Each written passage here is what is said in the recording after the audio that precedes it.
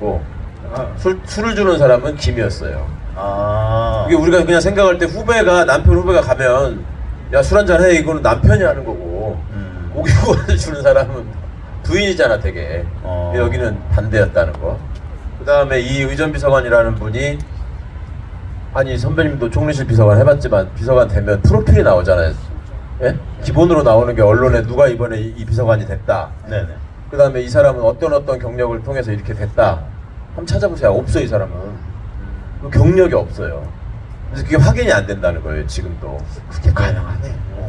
그리고 그래서 이번에 이제 잘리고 나서 도대체 이 사람이 누구지 싶어가지고 기자들이 취재를 하는 중인데 다 지우고 있어요 지금 뭐 위키트리네 뭐 이런 네이버 같은 데 찾아보면 나올 수 있잖아요. 네. 그게 분명히 5분 전에 봤는데 보면 없어지고 지우는 중이라는 거예요. 네, 제가 알기로는 그 김과 대학원 그 최고위 과정 동기라고 알고 있습니다. 원래 이벤트 회사를 했던 사람인데 아니 그것도 제대로 다녔는지 또 확인해봐야 될 일이요. 네, 최고위 과정이라는 게 사실 되게 보통 6개월, 1년짜리 3개월, 6개월. 예, 길면 네트워크를 만드는. 아니 그분은 구약을 다 외우시는 분이기 때문에 굳이 최고의 과정 그런데 안 다녀도 그래서 구약을 경력이 다 쌓이신 분인데 구약을 다 외우고 소가죽을 베끼고 교회 가서 예배 드리고 뭐 그렇죠. 그렇습니까? 와학자 써주고 아니 남편이 한 얘기니까 믿어야죠. 구약을 외운다는데.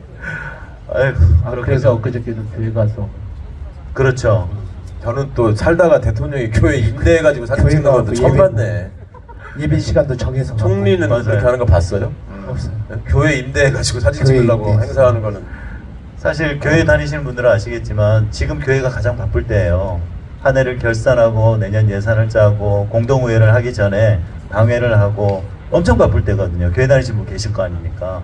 그런데 거기에 이제 대통령께서 가시겠다 해서 요청을 했다는 거예요. 그래서 아니 우리 교회 화장실도 고장났고 진짜 가장 바쁜 줄 알아서 큰 데도 많은데 왜 여기를 오냐. 그래서 거절을 했대요. 네. 근데 거절을 거절한다. 대통령께서 가고 싶다.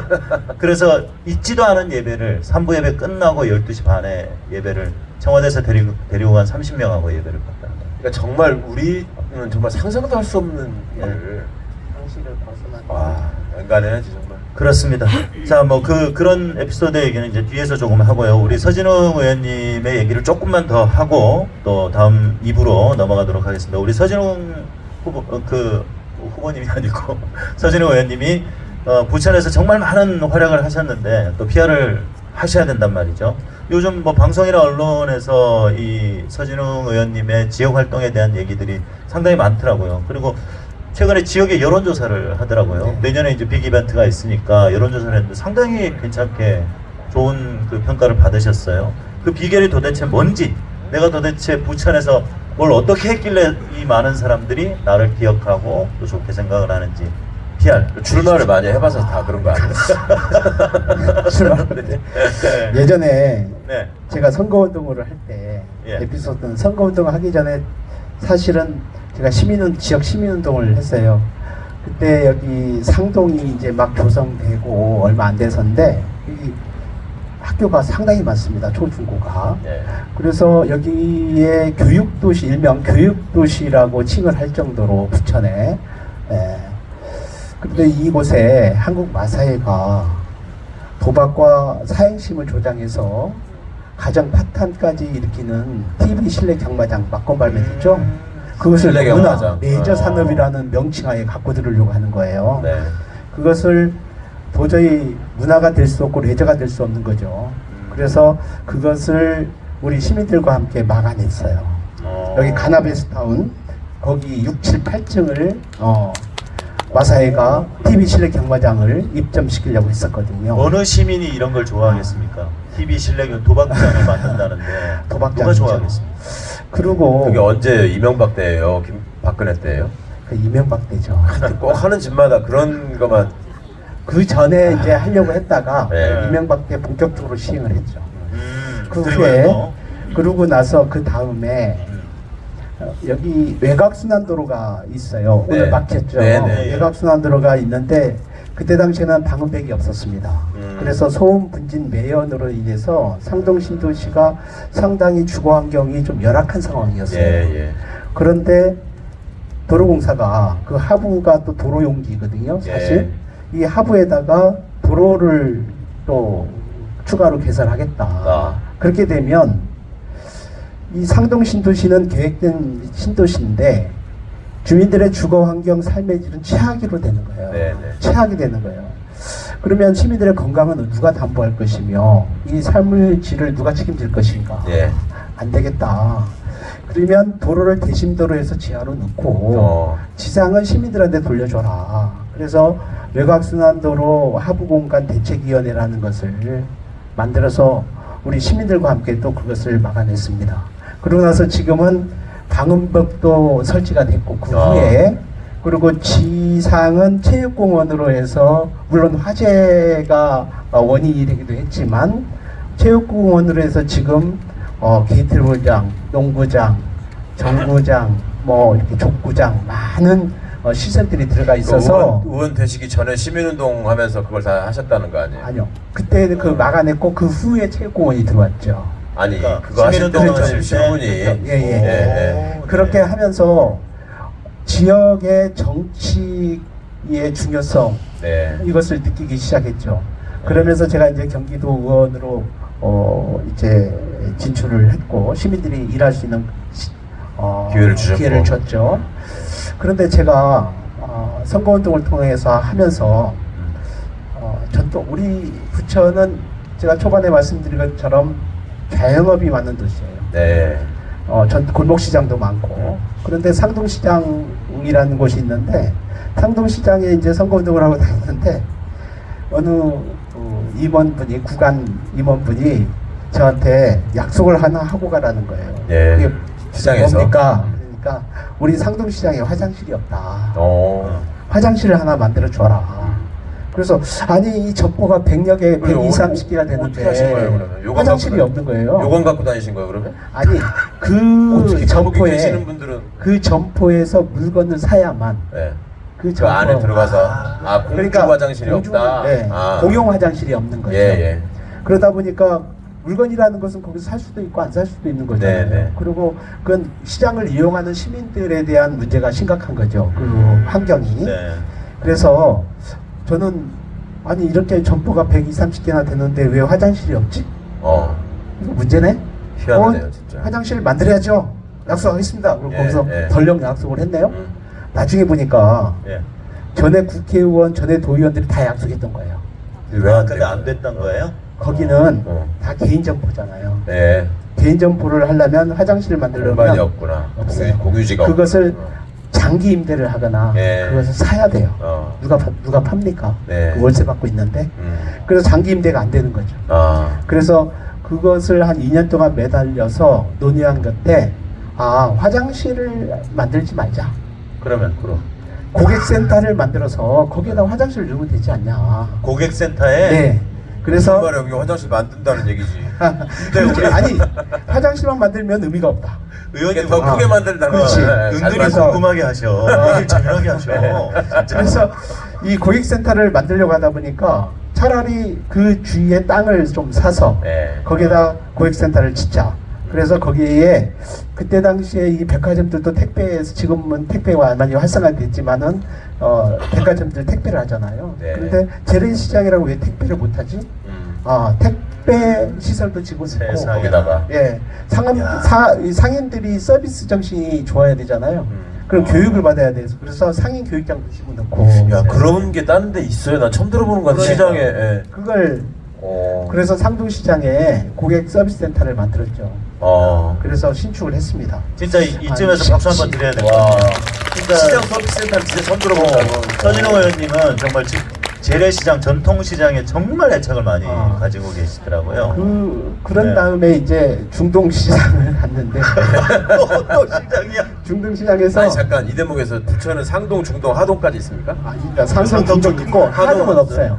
왜 없어요? 하동은 또 다른 데가 있어요. 하동은 경남에 있고. 경남. 그래서 하동 분수가 상당히 열정적입니다. 네, 자 계속 진행하겠습니다. 네, 그래서 그래서 중동시장에 갔는데 중동시장에 주차장이 없어요. 거기 또 주차장이 없어요. 네. 문제는 그때 당시에 주차 문제가 심각했습니다. 왜냐하면 원도심, 구도심 주차가 상당히 주민 갈등이 심각했었어요. 네. 그래서 생각해 보니까 이 재래시장 저기 주차장 건립을 시가 하고 싶어도 네. 시는 신청해도 안 돼요. 도에서 중기청하고 협의해서 도에서 그 선정 작업을 하는 거예요. 주차장 원래 그렇게 네, 하도록 돼 공용, 있어요? 네. 그래서 도에서 선정을 해서 도에서 그러면 중기청하고 예산을 하게 되면 경기도 중기청이 전체 대한민국 주차장 사업을 몇 개를 한다. 그러면 그 도별로 배분을 합니다. 주차장이 또 국토부가 아니고 중기청이에요. 중기청입니다. 관할이 귀환하네. 그래서 그것도. 중기청에서 심사를 합니다. 네. 그 심사를 하면 도에서 선정권이 도에서 있어요. 그럼 도가 경기도 같은 경우는 31개 시군에서 주차장 신청 사업을 받습니다. 네. 그러면 경기도에 1년에 주차장을 할 수 있는 것이 한 9개에서 10군데 나중에 이제 뽑히는 게 선정되는 게 선정된 신청해도 그러니까 아예 이게 웃기는 게 신청을 안 해요. 왜? 이미 사전에 컨설팅으로 끝나는 거예요. 아. 얘기가 돼서. 아. 그러니까 그 구조가 저는 인정이 받아들일 수 없는 거예요. 그러니까 절차는 있지만 그건 네, 이용하지 않고 무시는- 뒤로 짬짬이로 해서. 그렇죠. 그러면 이것은 상당히 문제가 있다. 이걸 투명하게 해라. 네네. 그러면서 그걸 이제 제가 행정사무감사에서 건들기 시작했죠. 네. 그러면서 경기도에서 심사권을 갖고 있지 마라. 왜 당신들이 심사권을 갖고 있어서 기초단체에서 우리 그 시는 이게 시급해서 다 하고 싶은데 하려고 하는데. 여기서 제한권을 선정권을 갖고 있으니까 하고 싶은 거 못 예산을 줘요 도에서? 안 줍니다. 그러면서 심사만 해요? 네. 이건 무슨 경우야? 아 그래서 상당히 안 좋은 경우죠. 그래서 그래서 제가 네. 어떻게 했냐면 직접 중기청과 시가 예. 연계해서 예. 사업을 추진하게 하는 방법이 가장 좋다. 예. 그러면 더 많은 주차장이 형성될 것이다. 도청 공무원들 부자하게 싫어하겠네. 그래서 그래서- 이거 결과를 말씀해 주세요. 업적이 결론은- 너무 많으셔가지고. 네. 결론은 네. 도의 심사권을 제가 폐지시키려고 했던 거예요. 네. 그러니까 그건 안 된다. 그래서 도비를 그러면 출연을 해라. 그렇지 돈이라도 줘야지. 도비를 예, 배정을 예. 해라. 그래서 그때 도비를 다음 해에 배정하기로 하고 그 전에는 컨설팅을 했는데 우리 부천시 중동 사랑시장, 강남시장, 고강제일시장 세 군데를 컨설팅을 했어요.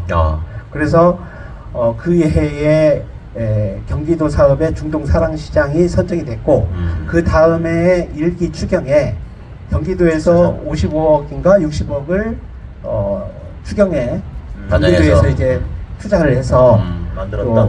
그래서 추가로 선정을 하는데 우리 고강제일시장하고 강남시장이 또 선정되는 그래서 한 그런 거군요. 케이스가 발생을 네. 했죠. 야. 네. 제가 조금 당긴 게 진짜 좋은 일 하셨어요. 당긴 이유가 워낙 하신 일이 많으시지만 빼놓을 수 없는 게 있어요.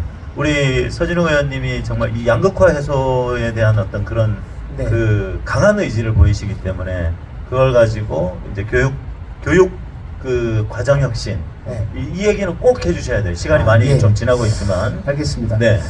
저는 우리 사회의 가장 심각한 문제가 양극화라고 저는 생각을 합니다. 이게 시대가 더 발전되면 될수록 그렇다고 생각합니다. 그래서 이 양극화의 원인이 뭐냐? 자산격차다. 자산격차의 원인이 소득격차고 소득격차의 원인이 일자리격차예요. 근본적으로. 그러면 일자리격차의 원인은 근본적으로 교육격차다.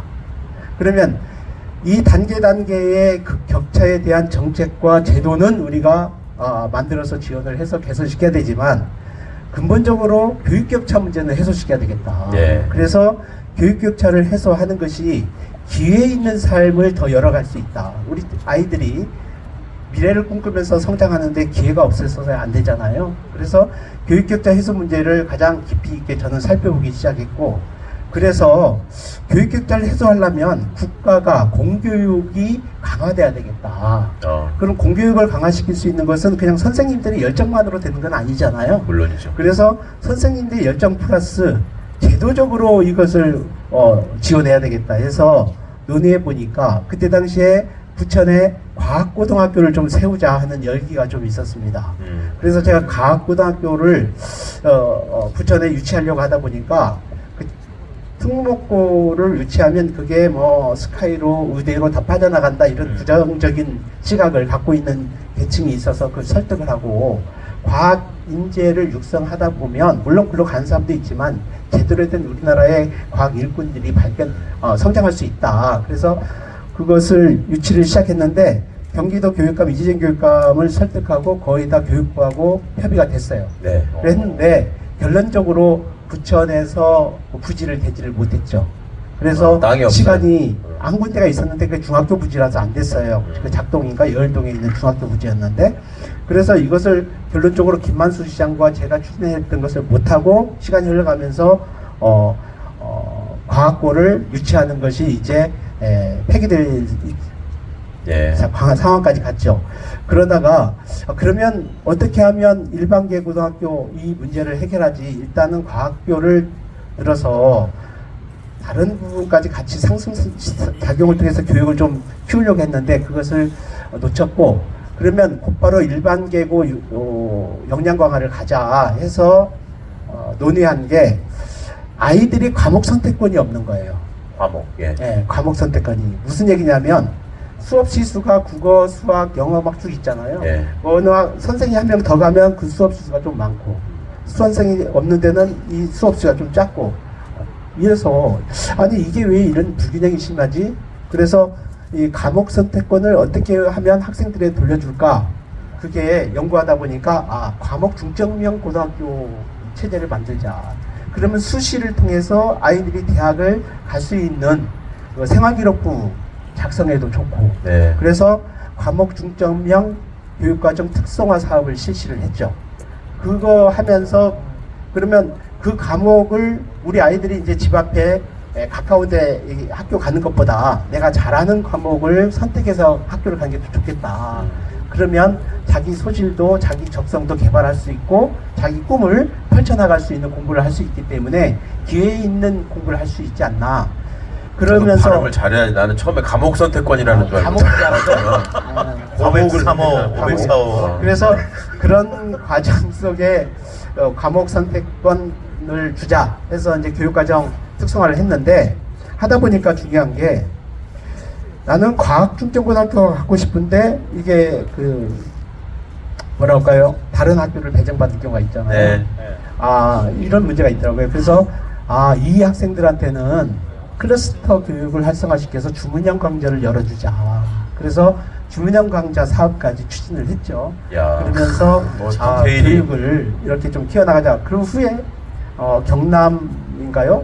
울산, 부산 이런 교육청에서 부천을 벤치마킹 하고도 가고 이렇게 했습니다. 근데 보통 이런 뭐 고등학교 유치하고 교육 시스템 혁신하고 이런 거는 국회의원들도 사실 잘 그럼요. 못해요. 굉장히 어려운 일이고 네, 못하는데. 너무 전공법으로 어렵게 일을 하시는 것 같아요. 그거 윤석열식으로 하세요. 그냥 구역을 외우게 한 다음에 학벌은 세탁을 하는 거야. 그리고 그 증명서 발급해주는 기관만 하나 만들어가지고 써주면 돼. 예. 뭘 그렇게 복잡하게 무슨 과목을 선택하게 만들고. 아무튼 상당히 많이 기대가 됩니다. 그리고 이 지금 부천의 가불병정 다 민주당 의원이신데 이상하게도 부천에 나오는 예비 후보님들의 관심이 뜨겁답니다. 부천 시민들이. 왜 그럴까요? 도대체 왜 그러는 걸까요? 예. 그래서 더 주목을 받으시는 게 아닌가 하는 생각이 들고요. 예, 뭐 또 2부가 더 있어요. 그러니까 오늘 끝나지 않겠어요, 진짜. 말씀을 좀 쑥스럽다고도 하시더니 말씀을 너무 잘하세요. 네, 너무 잘하시는데 네. 진짜. 그래서 자 이쯤 되면 또 노래를 한 곡 들어야 되지 않겠습니까? 네, 그래서 네, 이번에는 가을에 걸맞는 노래로 최백호 씨의 내 마음 갈 곳을. 야. 네, 이제 이 부천에 또 우리 서진우 의원님의 마음을 좀 놔보려고 합니다. 예.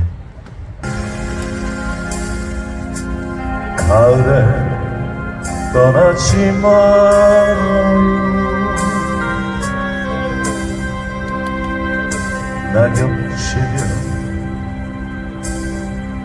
서름이 더해요.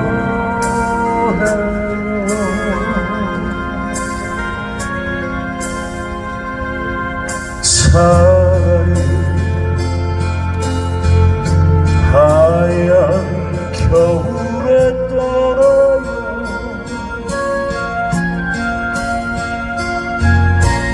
눈길을 걸어 눈길을 걸어 옛일을 잊으리.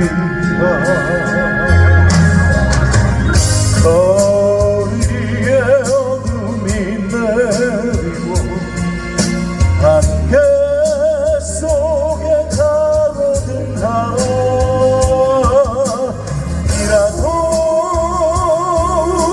우리 내려버리며 내 마음 갈 곳을 잃어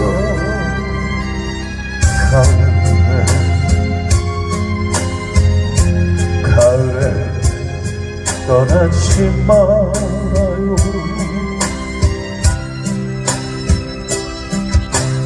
차라리 하얀 겨울에 떠나요.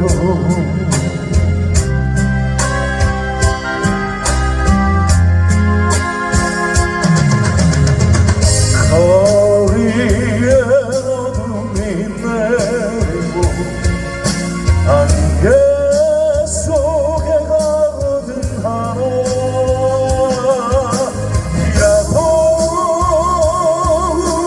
우리 내려버리며 내 마음 갈 곳을 잃어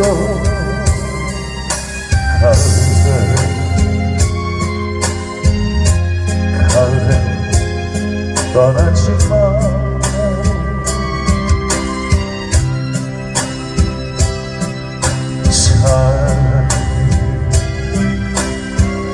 하얀 겨울에 떠나요.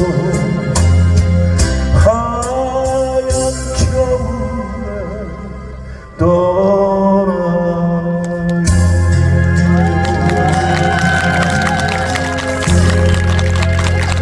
그러죠. 자, 좋습니다. 자, 이제 2부로 가도록 하겠습니다. 조금 더, 우리 서진웅 의원님의 어떤 업적을 다 말씀드리고 싶은데, 시간 관계상 여러분들이 더 잘하실 거라고 생각하고 많이 응원해 주시고요. 자, 이제 이 검찰 정권, 검찰 공화국에 대한 이야기를 하실 겁니다. 우리 최강욱 우리 전 의원님께서 주로 하실 거예요. 주로 오늘 정말 이 방대한 얘기를 해주실 거죠? 네. 시간만 많이 주시면 뭐. 네, 알겠습니다. 이 검찰 정권, 검사 독재 정권이라고 합니다. 전혀 공평함이라고는 찾아볼 수 없는 어떤 이런 이 검찰의 전횡에 대해서 이야기를 해볼 텐데, 우리 최강욱 의원님도 피해 당사자라고 할 수 있어요. 예상하셨습니까, 솔직히? 아, 그럼요. 그게 어떤 예상을? 놈들인데 그냥 넘어가겠습니까? 그거야 뭐 네. 당연히 예상했던 거고. 근데 이렇게 이제 치졸하고 더러운 방식으로 할 것까지는 생각 안 했죠. 근데 생긴 대로 하여튼 그대로 하더라고. 또 의원님의 재판 또 비하인드 스토리도 좀 얘기해 주시고, 또 많은 분들이 관심을 가지시는 것은 수많은 언론에서 악마를 해서 정말 이재명이라는 정치인이 진짜 나쁜 사람인 줄 알았는데, 또 이번에 보니까 또 다시 보게 된 우리 국민분들도 상당히 많단 말이에요. 그리고 또 이재명 당대표를 응원하시는 분들은 이것은 명백한 정치 탄압이다 라고 또 얘기를 하시는데, 네. 거기에 대해서 먼저 생각을 좀 말씀해 주시고. 이 네. 정부의 특징이 인사권을 행사하는 거하고 수사권을 행사하는 거하고의 두 가지 특징이 있죠. 인사권을 행사할 때는 지 친구, 아는 사람, 그죠?